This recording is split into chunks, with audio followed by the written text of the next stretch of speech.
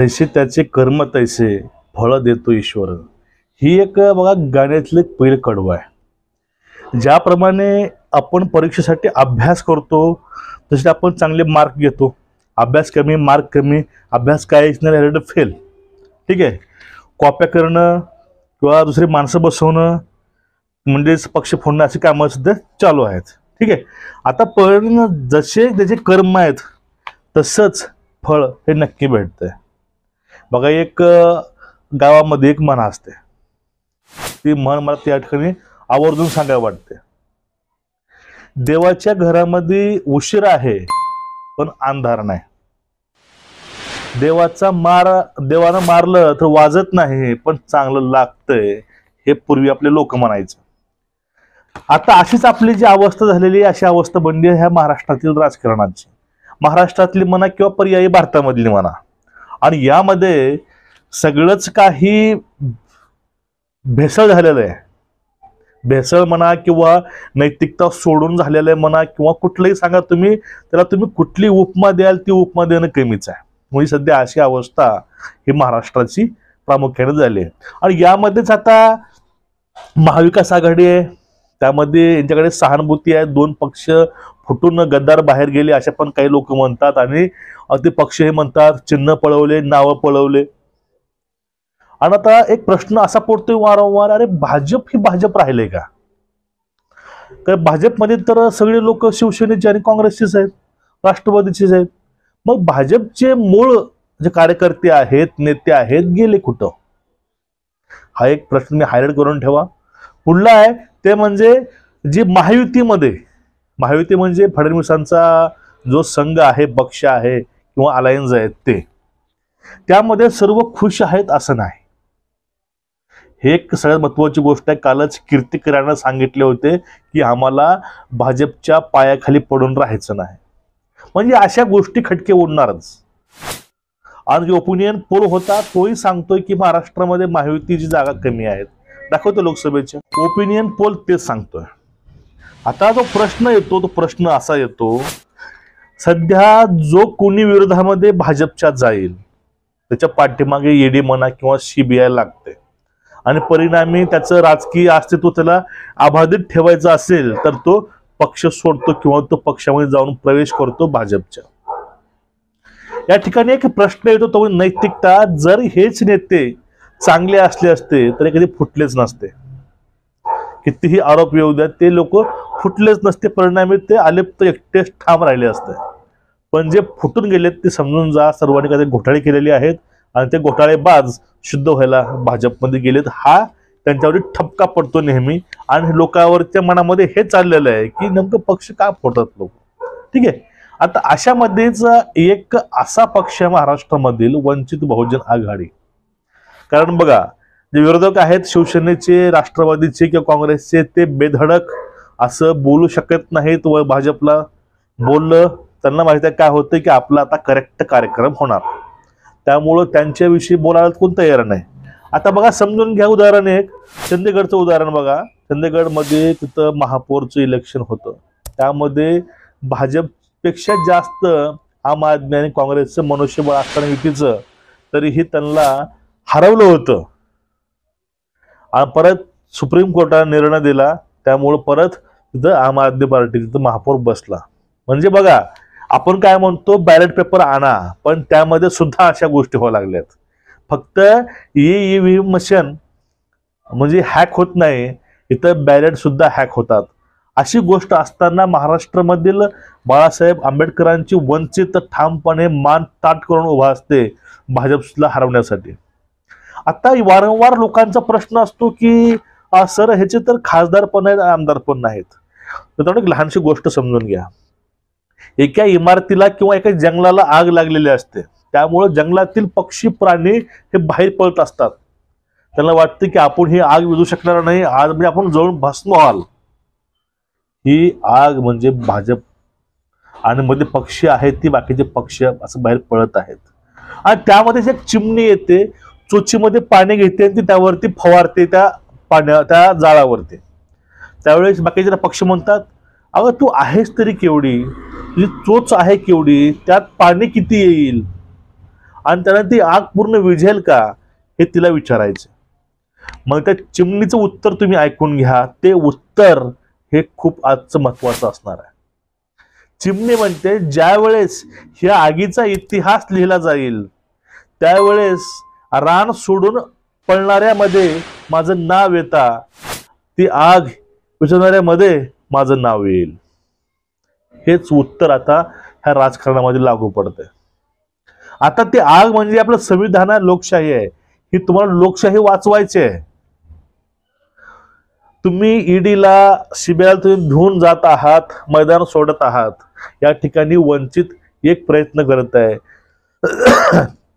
खारीच्या वाट्यानं का असेना, पण तो आज भक्कम उभा आहे, ताठ मानेनं उभा आहे आणि त्यांनी आपला सगळा प्लॅन एक्सपोज केलाय आणि त्यांनी स्पष्ट सांगितले की आमची रणनीती आहे, रणनीती काय असणार आहे.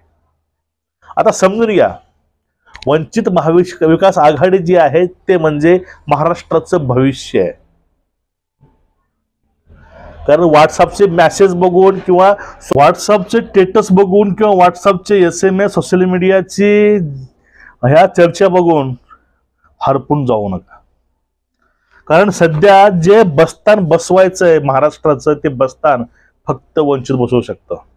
आता तुम्ही 2 ते 3 पॉइंट समजून घ्या. मी ह्या गोष्टी तुम्हाला का बोलत आहे बघा. जर महाराष्ट्रामध्ये महाविकास आघाडी आपल्याला भक्कम आहे असं म्हणता येईल, पण त्या ठिकाणी शिवसेना ज्याप्रमाणे कार्यकर्ते चांगले आहे, शिवसेना पण चांगले करते प्रचार आणि राष्ट्रवादी पण करते, पण या ठिकाणी काँग्रेस सध्या शांत दिसतंय. या ठिकाणी प्रश्न असा पडतो, पूर्वी भाजपचे असणारे नाना पटोले ते काँग्रेस सध्याचे प्रदेशाध्यक्ष आहेत, तेच काँग्रेस बुडवत आहेत की काय, असा पण या ठिकाणी प्रश्न पडतो. आणि त्यामुळेच प्रकाशजी आंबेडकर वारंवार काँग्रेसवरती शंका घ्यायचे. प्रकाशजी आंबेडकरांना ज्यावेळेस आमंत्रण यायचं त्यावरती त्यांना संजय राऊतची सही चालायची, जयंत पाटलांची सही चालायची, फक्त नाना पटोलेंची सही त्यांना का चालायची नाही. समजून घ्या, एखादा मूर्ख कुठलीही गोष्टी बोलतो त्याला काही अर्थ नसतो, पण एखादा वैचारिक माणूस पूर्णपणे अभ्यासपूर्वक गोष्टी करतो त्याला खूप कारणं असतात. बाळासाहेबांना जी पवित्रा घेतला होता त्यामध्ये खूप काही घडलं होतं आणि ते अशोकराव चव्हाण फुटल्यानंतर आपल्याला समजून आलं. राजकारणातलं प्रत्येक भाकीत प्रत्येक गोष्ट हे बाळासाहेब अगोदर सांगतात आणि ते 90% खरंही होतं. त्यामुळे मराठा आरक्षण असेल किंवा अजून कुठल्या गोष्टी असतील, आणि त्यामध्येच महाविकास आघाडीचे जे मेन फळी आहे ते म्हणजे काँग्रेस यामध्ये कमी पडते. आणि कमी फक्त आपला युग असेल किंवा आपली घराणेशाही वापरायचा प्रयत्न करते, त्यामुळे वंचितला ते अजून दूर ठेवत आहे. वंचित जर सोबत नसेल तर महाराष्ट्रामधून काँग्रेसचा सुपडा साफ होईल आणि भविष्यामध्ये वंचित पुढे येईल. आता पुढला बघ समजून घ्या, याचा इफेक्ट महायुतीवरती काय होणार आहे या इलेक्शन मध्ये. आता महायुतीवरती याचा इम्पॅक्ट एवढा होणार आहे की महायुतीमध्ये जे प्रस्थापित भाजपचे कार्यकर्ते उमेदवार आहेत किंवा खासदार मंत्रीही आहेत हे पूर्ण नाराज आहेत. फडणवीस एकटे खुश असतील पण बाकीचे जे आहेत ते नाराज आहेत. फॉर एक्झाम्पल, अशोकराव चव्हाण ज्यावेळेस भाजपमध्ये आले त्यावेळेस लगेच पदावर असलेले राज्यसभेचे खासदार नारायण राणे हे बाहेर पडले. म्हणजे अशोकरावामुळे यांचं जे अस्तित्व आहे ते संपुष्टामध्ये आलं. अशीच भीती आहे जे भाजपचे जे तरुण उमेदवार आहेत किंवा तरुण कार्यकर्ते तरुण नेते आहेत त्यांच्यामध्ये हीच असंतोष आहे.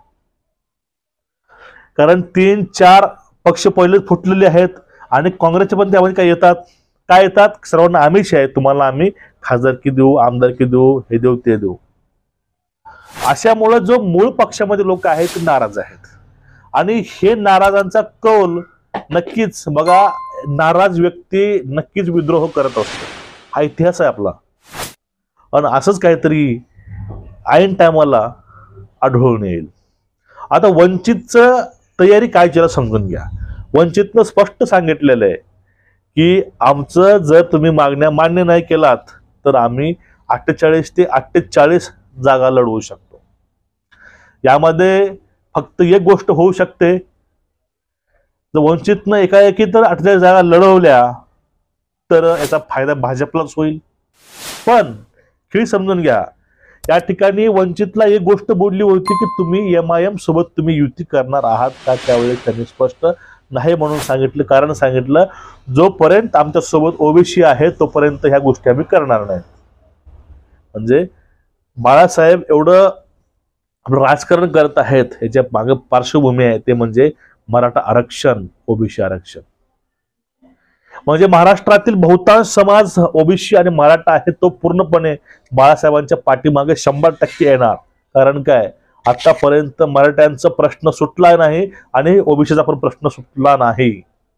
हे फक्त हे दोन कारण हे बाळासाहेबांचे 100% नाही म्हणजे 90% यांच्या पाठीमागे असण्याचे, हे ह्या दोघाला घेऊन महाराष्ट्रामध्ये राजकीय भूकंप आणण्याच्या तयारीमध्ये बाळासाहेब आंबेडकर आहेत. सध्या राजकीय आपण समीकरण बघतो, बच्चू कडूचं असेल, जरांगे पाटलाचं असेल, बाळासाहेबांचं असेल, हे असं खुणवतात आपल्याला की काहीतरी भविष्यामध्ये इलेक्शनच्या वेळेस काहीतरी मोठी अशी घडामोड होऊन बाळासाहेब असा खेळ खेळतील, त्या खेळामुळं सगळ्या तोंडामध्ये आपोआप बोटं जातील आणि पर्याय पुढे काहीच नसणार आहे.